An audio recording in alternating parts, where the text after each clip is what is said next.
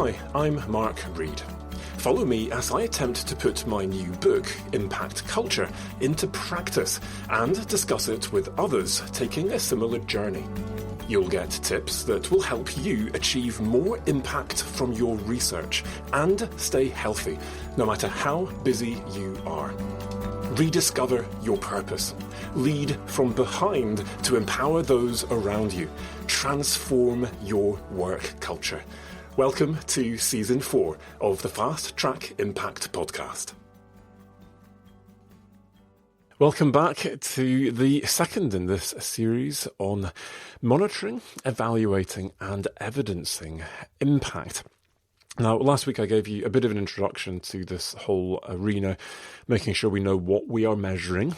It's impact, not engagement, technology, all of the other mechanisms. How you can go about systematically planning for your monitoring. So this is what we're going to collect as we go. Do I need a baseline? Do I need a control? I've got a plan for what I'm going to collect, and I look for that on purpose on a regular basis. I also thought about some of the ways in which we can more opportunistically capture impacts that we had no idea were going to happen as we go, using a dumping ground approach. And I've introduced you, I hope, already to some of the concepts of impact evaluation, this idea of assessing both the significance and reach of both our positive and negative impacts by tracing causal chains or establishing cause and effect relationships where the cause is your research and the effect is your impact. But as I said, this is a subjective kind of thing. What might be an impact for one group could be the opposite of that. It could be harmful to another group or to the same group in a different time or context. And so we need a sophistication to our methods that can capture that inherent subjectivity. I also talked last week about some of the challenges around confounding factors, especially as impacts mature over time and other things happen. To what extent actually is that endpoint anything to do with what I put in at the beginning in terms of my research? Not sure. How do we disentangle all of that complexity? And it's not easy, but this is exactly the kind of challenge that a lot of us have on a regular basis in our research. Here is a really difficult, unanswered question. In this case, what is my impact? Could I prove that might actually be linked to me and my research? And so what I want you to do this week, fundamentally, is to put your researcher head on, put your most creative self in the driving seat of this evaluation. And as a result, you're going to come up with answers. They're going to be bespoke answers to whatever impact you're trying to understand in whatever context you're working in. And ultimately, these are going to be creative solutions, and it's going to be fun, and it's going to be motivational. That's the idea. We're going to get some really nice win-wins back into our research. And I want to kind of explain why this is so important, because I think a lot of us have this idea that impact evaluation is something that other people do. Yeah, my professional services colleagues do that. Impact evaluation consultants do that. That's not me. I'm an art historian. I'm a physicist, whatever it might be. This is clearly not the kind of research I do. And so instead, what I want you to do is to recognize that you actually have skills as a researcher. That means that you don't have to externalize this and say this is someone else's job. This can, if you want it to be your job, and you can do this as part of the research process and even potentially use some of that data in your research. This could potentially become a paper. It could become part of a paper. It could become an epilogue to your next monograph, depending on your discipline. But as soon as we start now connecting the dots and realizing what we might be able to do as a researcher, this starts to become kind of exciting. Who could have thought that? So I start now with a research question.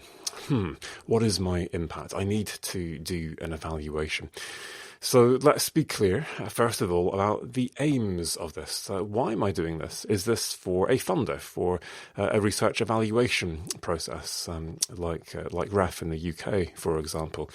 Okay, so this is about formative data that can work as evidence for that particular audience. Okay, so this is the kind of stuff I'm going to have to do. The level of rigor I'm going to have to take this to, for example. Let's have a look at my context. How much resource do I have? Who's on my team? What skills have I got that I could draw upon, especially methodological skills? What kind of impact am I trying to evaluate? And depending on the kind of impact, it could be as simple as, well, you'd count it. It's pretty obvious, isn't it? To something way, way more complicated. Okay, so I've got a sense of what I'm trying to achieve, got a bit of a sense of the context. The first step I now need to take is to choose an evaluation design, and from that design, my methods. And you know what? Actually, hopefully you're putting two and two together. This is remarkably similar to the whole research design process. I think about what my research questions are and my aim. I think about that broader context, maybe even my ontology, my epistemology. How black and white do I want this whole thing to be? What's this all about? And then, based on that, I will come up with a research design, which is theoretically informed by all of that context. And from that research design falls out my methods. So I'm going to suggest that there are 5 different types of evaluation design that you might want to draw upon. And I'll go through each of them in turn. And in the show notes, I'll put a link to a decision tree that supports this, where you can just kind of ask yourself a bunch of questions and hopefully it will fall out at the end of that. This is a design for you. So the first of these is experimental and statistical methods. And depending on the kind of research you do, this might in fact be your bread and butter. Are you more of a kind of a quantitative type person? You do experiments, you use stats. And if so, you could be surprised to learn that people regularly use these kinds of methods to evaluate their impact. Whether that, econometrics, statistical modelling, it could simply be a regression equation. And you can see there's this robust relationship between these two variables, ill health plus exposure to this particular contaminant, whatever it is. The more you expose people to this, the more ill health you get, the more fatalities, whatever it might be. And we stopped people being exposed to that contaminant, and look at this. We disrupted that relationship. You can see and understand exactly why you now have that levelling off of cases, for example. This could be some more complicated process-based model, for example, that explains this is what is going on. And this explains now why, in theory, our interventions should have worked. And now you can see perhaps that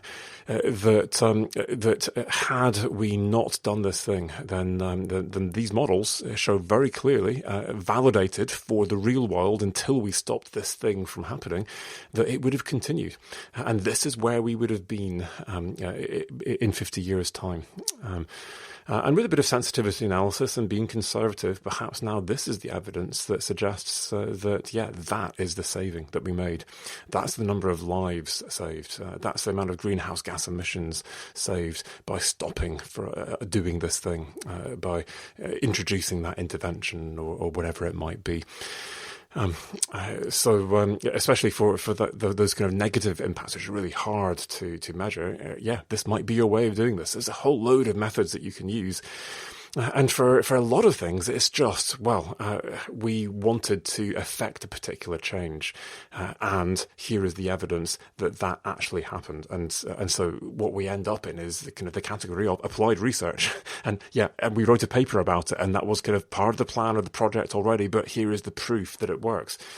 So a few examples of the kind of evidence that you get from this. might be improvements in water quality based on improved regulation arising from my research. Yeah, we suggested to the regulator that they clamp down on this because it's impacting on people's health. And the result of this is we can now see we don't see that contaminant in the water anymore, for example. Monetary benefits arising from a change of asset management practices in financial organizations improved by my research. And yeah, I'm measuring those monetary benefits. Maybe there's some economic modeling built into there. Numbers of companies, employment or new roles in the workforce, optimization in the choice of policy instruments to promote a particular land management technique, again informed by my research. There's a whole load of things that we might count or model or use statistics to prove, there was a significant difference. There is a relationship between what we did and that ultimate effect that we can see. And this can work across all types of impacts, maybe less so the cultural impacts. But apart from that, there's a bunch of things that we can do in this quantitative space. So hopefully I'm already whetting your appetite here and you're getting a sense of, oh, okay, maybe I could do this myself and write about this even and get win-wins back to my research. The second category is systems analysis techniques. And this could kind of fit into that modelling type thing, and there are model type approaches here, but quite a lot of this is more in the kind of conceptual mapping or modelling kind of space. So things like contribution analysis. Social network analysis might be more quantitative, but this could be dynamic systems models, influence diagrams, where it's just, this goes to this, and it's a positive relationship. And maybe we can quantify some of those elements, and we might build a Bayesian model around that, for example. But actually, a lot of this, I don't know.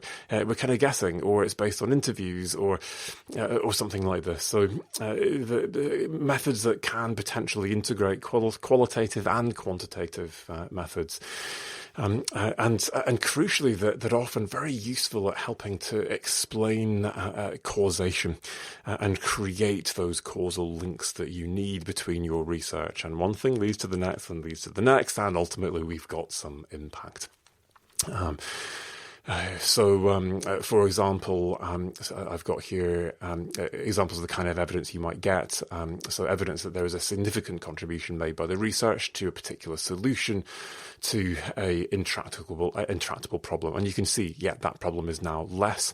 And through these methods, I can see exactly the role the research played. And yes, all those other ones. And yes, the research mattered, because without that intervention, I take that out of this system. You get a different outcome. Great. Or an increase and strengthening in the number of nodes or connections in a social network following a participatory process that ultimately led to capacity building impacts, which then ultimately led to other impacts and so on and so forth. So, this is great for evidencing capacity building impacts, other forms of decision making, behaviour change, policy change. These things are often quite messy and complicated, and it's representing that complexity and helping you to disentangle stuff. The third of my types of evaluation design is textual, oral and art space, and I'm going to talk much more about this with Rachel Blanche soon. But the obvious one here is testimonials, interviews, but this could equally be ethnography. It could be participant observation. It could be various forms of workshops, focus groups, activities we might do in those workshops and focus groups. It could be the textual analysis of all of this stuff. I was talking to an art historian recently, and she wanted to create. She was doing an exhibition And she wanted to understand the impact of this. And so I kind of instantly went to, well, what about doing a survey? Well, no, I'm not a social scientist. Oh, yeah, of course. Well, what about doing some interviews and focus group? No, remember, I'm not a social scientist. I'm an art historian. So I was like, right, tell me what kind of methods you use. And actually, a lot of this is about textual analysis. Analysing large bodies of text, making sense of this. And I was like, right, so what you need is some way of generating text as part of the exhibition. Could you build in some art installation, some other kind of interactive exhibit that will get people to start writing?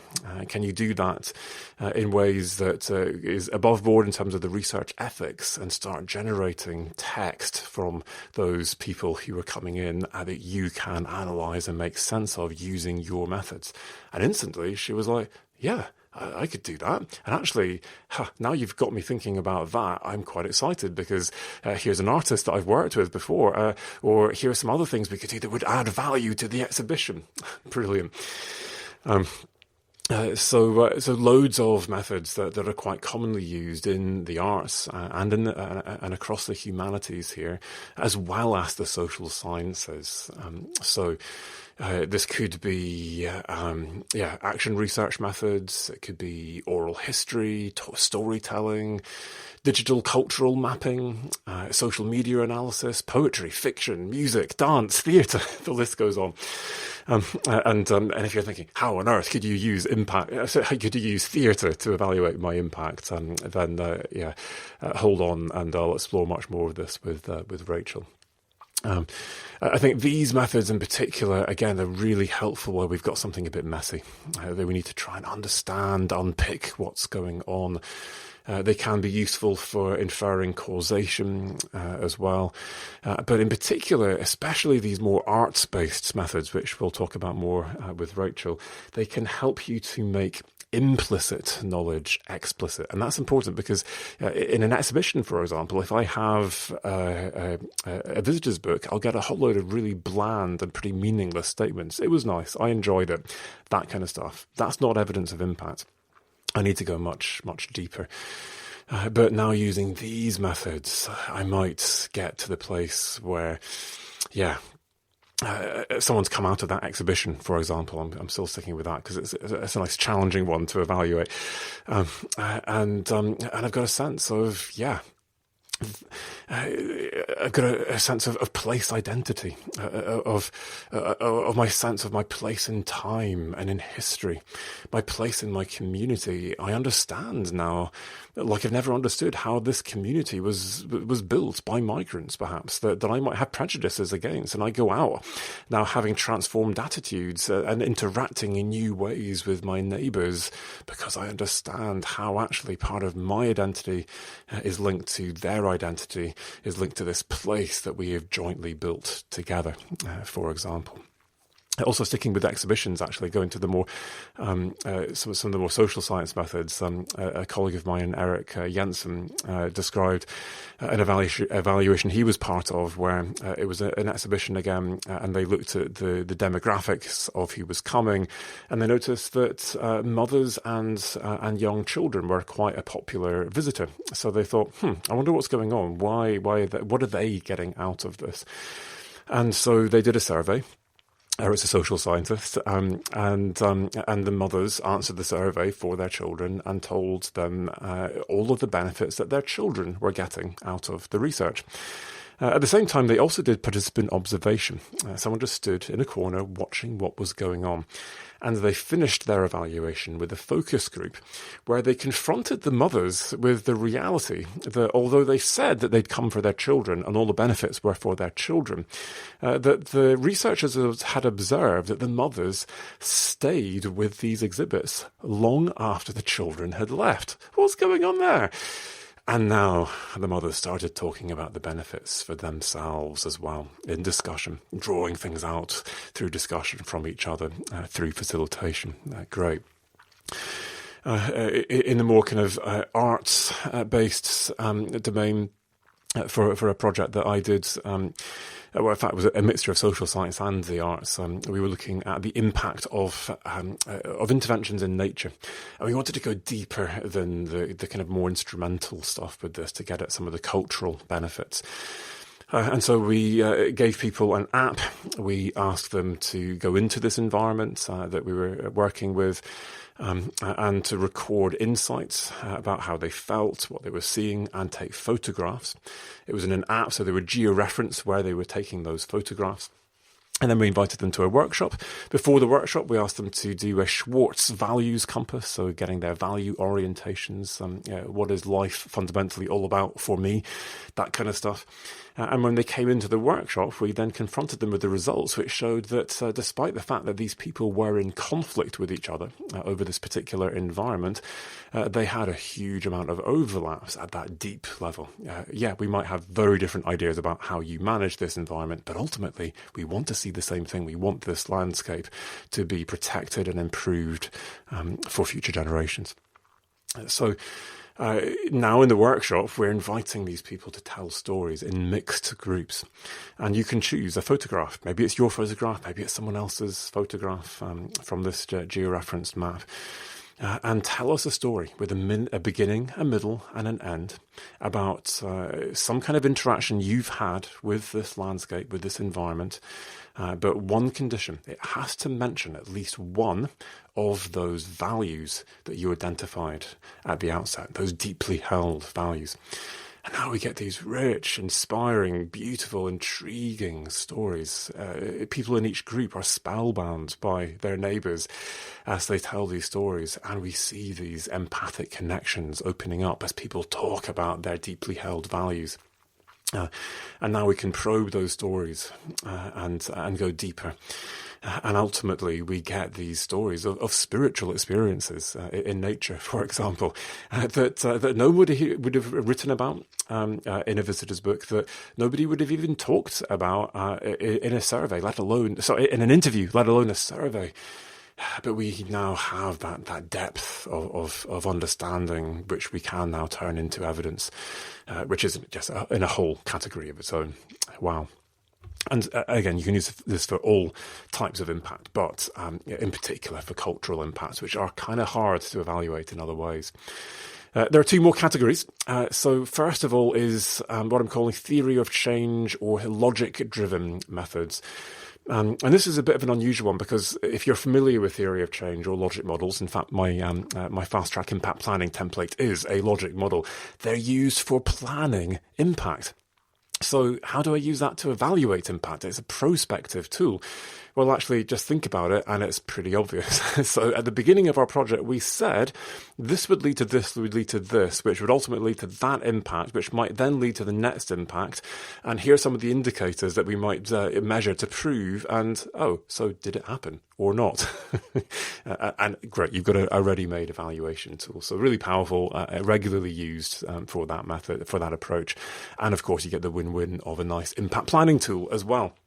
And the final category that we've got here is evidence synthesis. And this is an unusual one. It's not going to work as effectively for something like REF, where you have to be able to pin this down to your study, for example. But it can be really useful if you want to have a look and ask yourself, right, well, there is a body of evidence that suggests that this method works, this treatment, this intervention works. We can now, and I want to know, is there evidence that this body of work, which I've contributed to, actually delivers benefits? And I go to now all of the applied research literature that says, yes, you get cleaner water, you get less flooding, you get better patient outcomes, whatever it is. And now I've got that kind of gold standard meta-analysis type data that says really robustly, rigorously across a body of evidence, this stuff works. And if you are so lucky as to be, and I have met people in this situation, if you are as lucky as to be the person who started that research, yours was that seminal paper that the rest of that body of research builds on and cites. then